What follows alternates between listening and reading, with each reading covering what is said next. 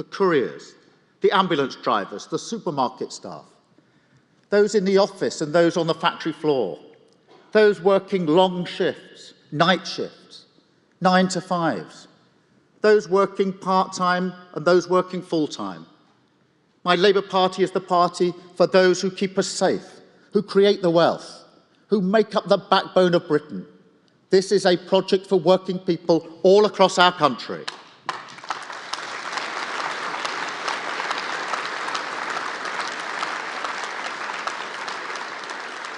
Congress, those are the people the country clapped for during the pandemic. Even the residents of Downing Street found time to stumble into the street to do it.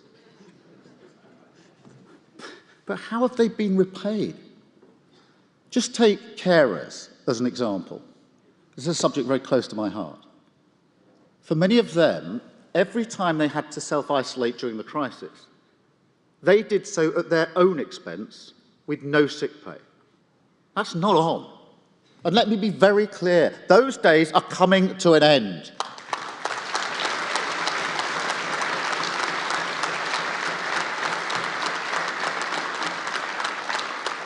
A country that doesn't respect care work is an uncaring country. So we will strike a fair pay agreement for every care worker in the country.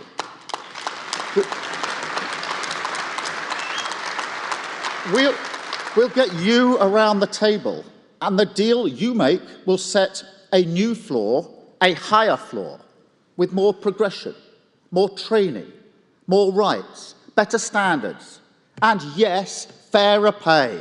A fair pay deal for our carers. That's what people clapped for, and that's what Labour will deliver. And this goes to the heart of the Tories' failure. It's why we've had 13 years of chaos that's left our economy broken. They simply don't get that growth comes from working people. And because they don't understand that fundamental, they can't provide the secure foundations to build our country's future. To be honest, I'm not even sure they see the problem. If the City of London races ahead, whilst the rest of Britain stagnates, so long as there's a hint of growth on his spreadsheet, Rishi Sunak will claim that that's fine. But it's not. If you leave that many people behind, a nation can't grow fairly. You can't do it with low wages. You can't do it with insecure jobs and bad work, with a stand-aside government that doesn't fight for the future, without a proper industrial strategy. The average British family is £8,800 poorer than in other advanced economies, and economies like France, Germany, and the Netherlands. Economies that have better collective bargaining, have stronger workers' rights, and a fairer share of wealth across their country. So we will strengthen the role of trade unions in our society.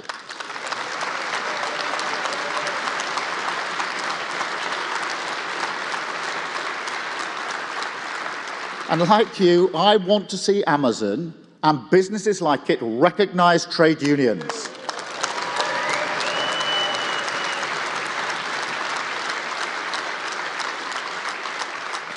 Nobody does their best work if they're racked with fear about the future, if their insecure contract gives them no protection to stand up for their rights at work, or a proper safety net that doesn't support them properly. That's what Labour's New Deal for working people is about. That's why we'll ban zero-hour contracts, extend parental leave, strengthen flexible working, better protections for pregnant women, close the ethnicity pay gap, fundamental rights from day one, statutory sick pay for all, no more one-sided flexibility, and no more fire and rehire.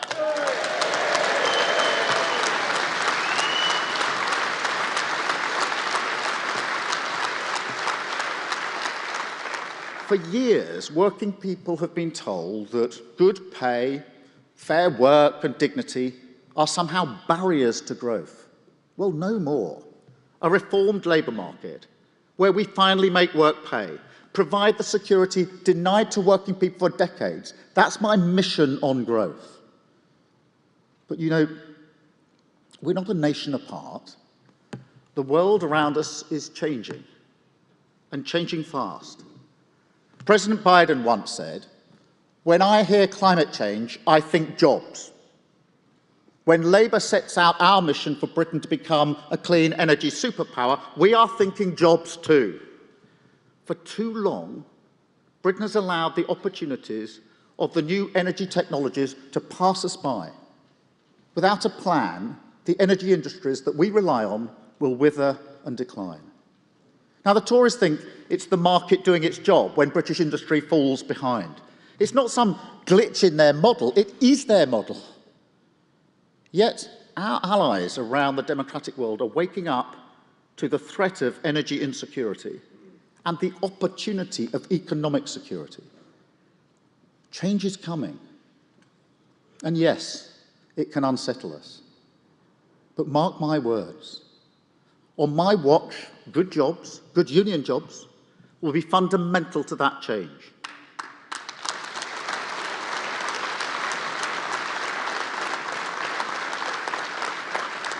Decent pay, respect, dignity and fairness, cleaner, safer work, new and better infrastructure for Britain. These are the purposes of our party, and they are historic prizes we will win again. Now, I won't pretend that just because a technology is greener, that automatically makes working conditions fairer. So as new nuclear, battery factories and offshore wind repower Britain, Britain will supply strong chains that create jobs, skills and decent wages here in Britain.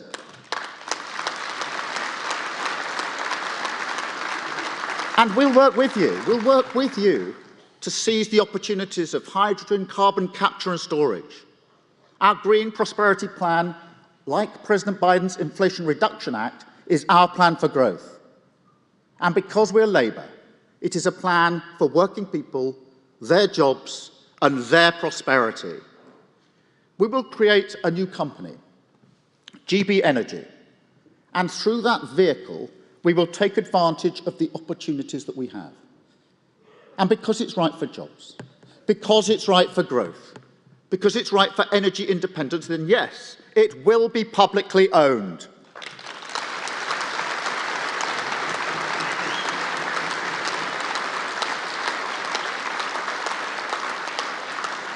GB Energy will be good for Britain and good for business. It will have twin goals: leading the way in better jobs and lower bills. And I'm clear-eyed about how tough the challenges that face us are. We have all seen what happens when politicians see change as something to stand and stare at in awe, when government surrenders working people to the power of the market, when the future comes and people are left behind. That is why the next election is so important for the future of working people. Holding back the future is no way to growth. But equally, there is no way to growth that doesn't involve bending and shaping that future. We can create a new business model for Britain, one which creates economic security and grows not just our productivity, but our hope and our optimism. Labour in government will work with unions and with industry. We will always have a stake. We will always have skin in the game. We will always see the fight for working people as our driving purpose. Because for us, this is personal. Together, we will make Britain work better. Together, we will give working people their future back. Together, we will build a better Britain. Thank you, Congress. Thank you.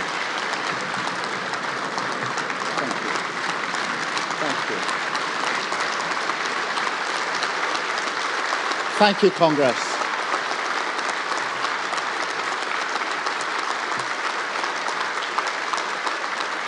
Thank you, Congress.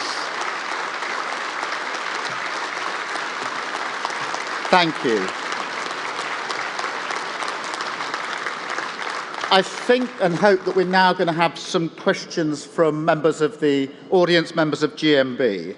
And if I've got this right, they're going to come up so that everybody can hear the questions. And I think the first question is Mary. I'm sorry, Mary. Morning. We have undertaken a great amount of work to construct the New Deal for working people, a campaign mandate to win the next general election for families and fairness. Can you give us a firm commitment that the Labour Party will fully support the New Deal and be bold in campaigning for a fairer and more equal country for millions of families and working people? Yes. What can I say to that? Look, friends and colleagues, as we've been in opposition, we've developed actually very few bits of legislation that are ready to hit the ground on day one. But our New Deal for working people is one of those bits of legislation. In fact, it was the first bit of legislation that we drafted. And I'm very proud that it was agreed with the trade unions. We worked on this together. Many people in this room contributed to the New Deal for working people. It was announced, as you know, by Angela Rayner back in 2021 at our conference. I've obviously mentioned it in my speech now, Mary, because just setting out some of the issues that are in it. And we've made a commitment that this will be legislation in the first 100 days of a Labour government. So it's a big yes. It's a prepared piece of work. It's a joint piece of work. And we've got a timetable for implementing it. It is, the final thing I'd say is, and I said this when we launched the document, this is why winning an election is so important. Because that piece of draft legislation has two futures. If we don't win the election, it'll gather dust on a shelf. And you'll have other legislation brought in by the next Tory government that does even more damage to your rights. That's one route. The other route is we go forward, we win that election, and we implement it within the first 100 days together with you. That's the future I want for our country. Thank you, Mary.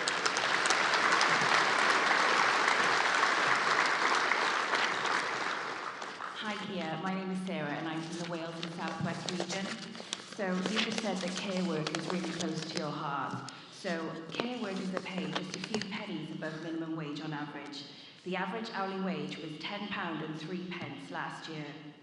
Labour has said it would look at implementing a fair pay agreement, which you just mentioned, in the social care, would set an hourly minimum, but you've not said what that minimum should be. Can I ask you as party leader what you think it should be? Sarah, can I first make it clear that I deeply respect the work of care workers, not least because, as you may know, my sister's a care worker. And therefore I know week by week, month by month, year by year, just how hard it is working in the care sector. And we are absolutely determined to change this and to change it comprehensively. And that's why the Fair Pay Agreement is so important. And our commitment is to the first pay agreement, fair pay agreement, I want to be for carers. I want that to be the lead case, if you like. And that will be negotiated by you, because this is a fair pay agreement which involves the unions agreeing across the country. So I don't want different care providers picking off groups of workers wherever they are. I want one structure, one agreement across the country. And that is intended, as I set out in the speech, to set a floor, a higher floor for every single care worker. And that will involve terms and conditions, dignity, respect. I think I'm right in saying, Sarah, you'll know this better than me, that 1 in 3 people who leave the care sector do so to join the NHS, and they do that because they feel there's better progression in the NHS. And so we have to deal with progression, training, respect, but it also has to deal with pay. And it has to be higher pay, as I've set out. Now, as to the rate of pay, you will be negotiating that around the table. And you will know what you think is right in whichever year it is, 2024, maybe 2025, that we're able to get this agreement over the line. You will negotiate that rate. You will know what's right for your members. And once that's done, the agreement will then be binding for all care workers, including those who aren't able to negotiate a better rate for themselves. So that's how I see it working, Sarah. Thank you for everything you do, but this is going to be an important part of what I hope we'll be able to do in the very early years of the next Labour government. Thank you, Sarah.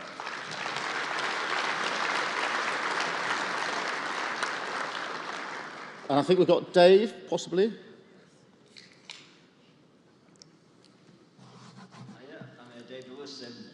Representing North East Yorkshire and Humber. I'm an engineer, work for British Gas, but also speaking for all the workers in the gas industry. There's a lot of talk about just transition in the energy sector, but right now it's just that talk.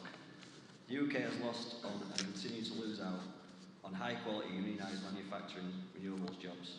Will you give serious support to workers like me in the energy sector and our families by calling for a moratorium on future offshore wind projects until the UK has secured the onshoring of jobs in this sector so that we can have a proper jobs transition? Well, Dave, look, I mean, at the heart of your question is a really important issue, which is jobs in here in the UK. And I think many people in this union, working people across the country, have been badly let down. And we've got to do more about it, Dave. Now, I don't actually think a moratorium is the way forward. But I do think that we've got to use vehicles like GB Energy. That will be a publicly owned vehicle where we determine where the jobs are to ensure that they are here in the UK. And that we have incentives in contracts to look at supply chains and where the jobs are for the supply chain. So, Dave, let me just give you an example that shows I absolutely understand where you're coming from. I was at Hinkley Point C yesterday, amongst other things, meeting the GMB reps there. And that's a fantastic project about the future of nuclear in this country. It's way behind schedule because the government's been dithering and delaying. But as Gary Smith pointed out to me this morning, in the supply chain to Hinkley Point, the only thing that's made in Britain is the concrete. Everything else comes from abroad. That's got to be wrong. And you talk about renewables, Dave. In Whiteley's, which, as you know, is the onshore wind farm just outside Glasgow, I think the biggest one in the UK, I went there to see for myself how it worked, to understand the challenges. And when I asked how many of these, I think it's 350 wind turbines, were built in Britain, the answer was none of them. They came from Indonesia because we'd lost the race to get those jobs. So, Dave, at the heart of your question is something I believe in very strongly, which is the next generation of jobs, the jobs that we need to secure and hold on to, the jobs of the future. We have to find a way of making sure that they're here in the UK. And I want the main jobs, the project jobs in renewables and other sectors to be here in the UK. And I want the supply chain jobs to be here in the UK as well. Thank you very much, Dave. A really, really important point. I think I've got Jason.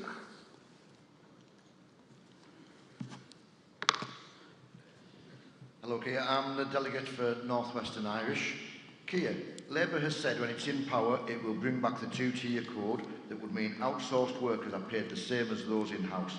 You've also said that you would bring about the biggest wave of insourcing in a generation. Can you tell us what contracts you'd prioritise bringing back? Yeah, Jason, look, thank you for raising that important issue. This is obviously, as you know, not a new issue. This one has been with us for a very, very long time. That's why the two-tier code was introduced by the last Labour government. But then, shamelessly, it was scrapped by the coalition government as soon as they got the first opportunity to do so. So we've got to reinstate it. We've got to get it back. And what Angela Rayner is working on with the GMB, I'm glad to say, is how we not just bring it back, but how we strengthen it. And that's the key issue. Those discussions are going on with your colleagues. But Rachel Reeves, you mentioned this, Dave, Jason, set the direction of travel, really, because she talked about the biggest wave of insourcing. And that, for me, is the most important thing, to make sure that we get the skills, the respect, the pay, the terms and conditions exactly where they should be. So on that code, we need to reinstate it. Please keep working with Angela on how we strengthen that. And I look forward to working with you on it as well. Thank you very much, Jason. I've got, I think, Garfield. Garfield. Good morning, Sir Keir. Hi. Midlands Region, GMB, Coventry Striker.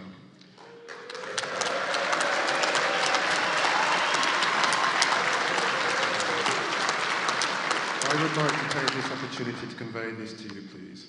Amazon is one of the world's wealthiest corporations, offering the workers in the UK a pay rise in pennies. Despite this, Amazon is a beneficiary of payouts from the public purse, receiving 684 million in central and local government contracts since 2018. Amazon is an irresponsible employer, driving down paying conditions, refusing to recognise its workers. This makes a Conservative government happy with this state of affairs. Our question to you at GMB Amazon: what will your Labour government do to stop this flow of public money to Amazon if they continue to refuse recognition of the workers' union? Look, Garfield, look.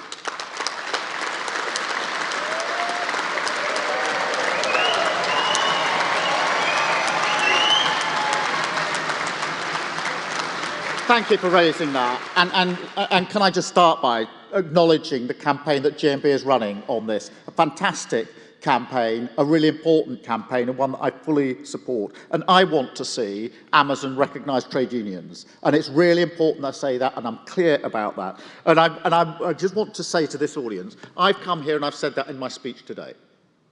But I also say it in my speeches to the CBI and to the British Chamber of Commerce, because I come here and talk about the importance of business and how we need to partner with business, and I talk to business about how we need to partner and work with trade unions. So that's fundamentally important. And if I just came here and said it and didn't say it there, you wouldn't believe I meant it. So I'm absolutely giving you that assurance.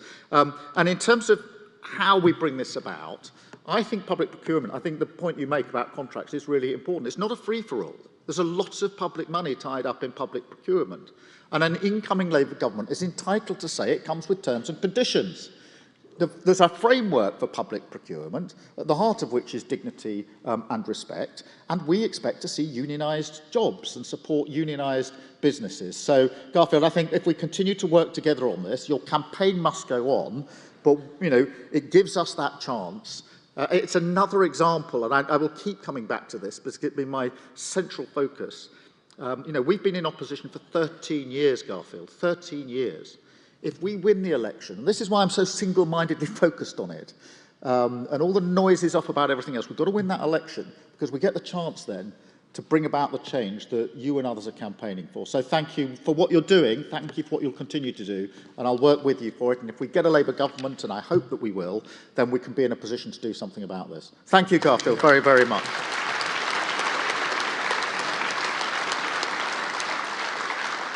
I have Tam, I think.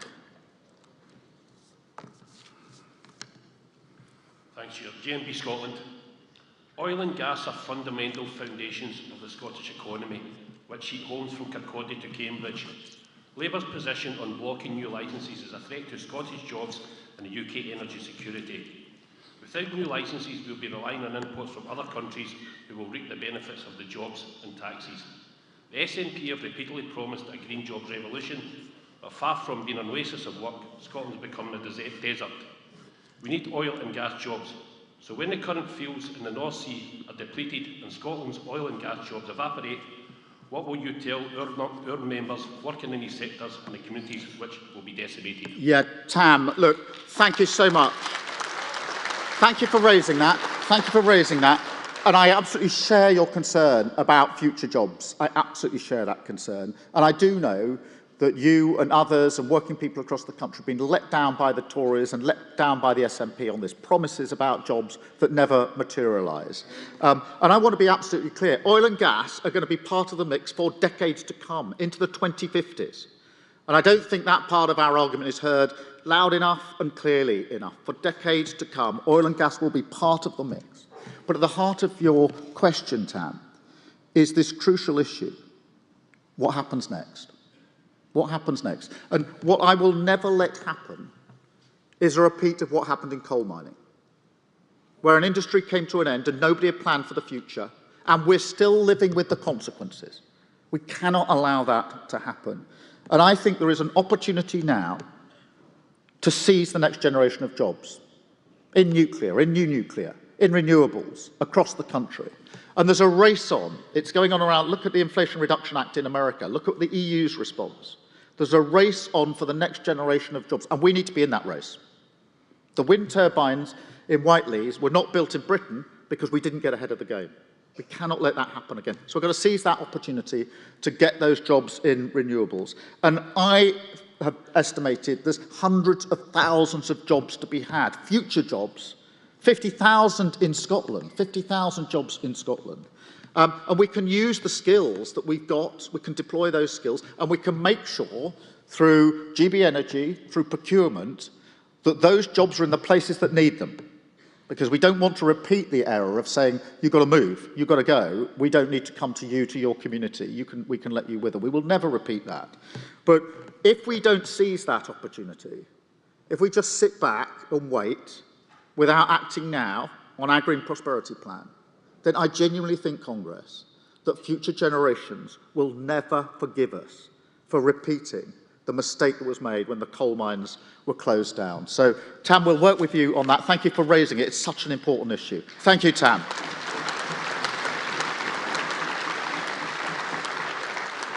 And I think I've got Joshua left. Joshua.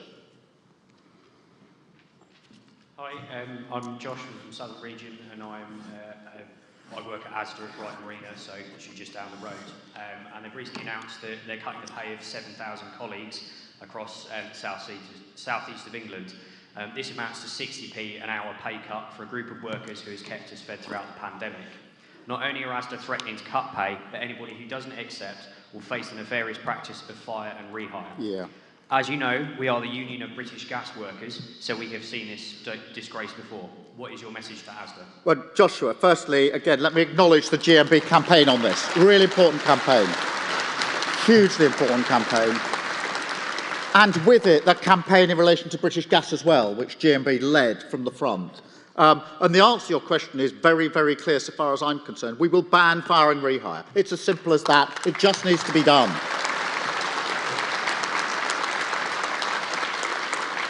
And I'll just elaborate that on Joshua, and you know, if there's one thing that comes through everything I've said here, this will be a repeat of it, I'm afraid. We've pushed the government, we've pushed amendments, we've voted against the government on this, we've urged them to bring this in. They say it's the wrong thing, but they don't do anything about it. And so we're going to be stuck with it, unless and until we win an election. If we win that election, we will ban it. And that's my frustration with opposition. I can stand there in Parliament on the opposition benches saying fire and rehire is wrong. We can vote against it, but we're not changing it on your behalf and on behalf of working people across the country. We will only change it, because this government's not going to budge on it. They know what they're doing. They're not going to suddenly have a turn of heart. So we have to go on, make the argument, win the election, work with you, and ban it. And that's what we will do. Thank you so much, Joshua. And thank you, Congress. Thank you for having me. Thank you for inviting me. Thank you so much.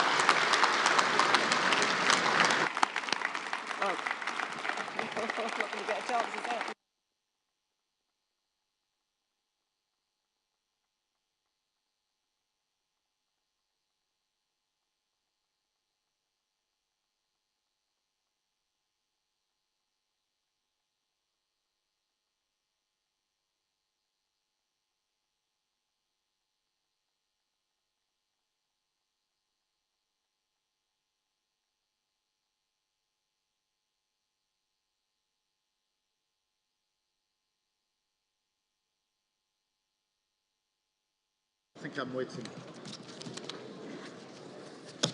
Keir, thank you, and thank you for calling for Amazon to recognise the GMB. Yeah. Well done, you. And we heard yesterday from our General Secretary just how important it is for our members that we have a Labour government. Thank you for coming to address Congress. Thank you. Thank you for having me. Thank you, Congress.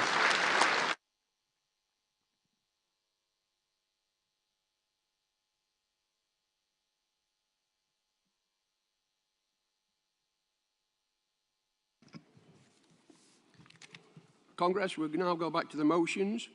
Could I ask for the speakers and movers of motion 243, 244 and 245 to come down, please? And the speaker of 243 to the rostrum.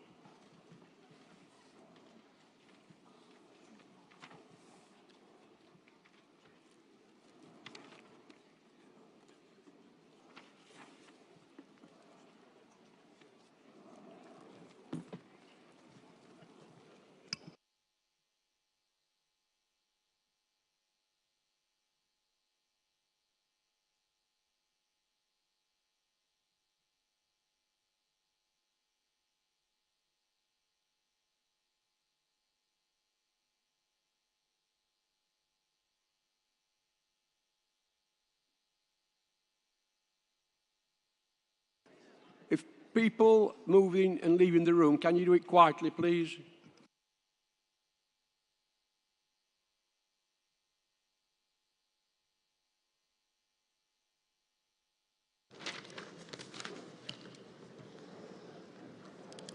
Congress President, Cathy Cattell, Southern Region. First-time delegate, first-time speaker.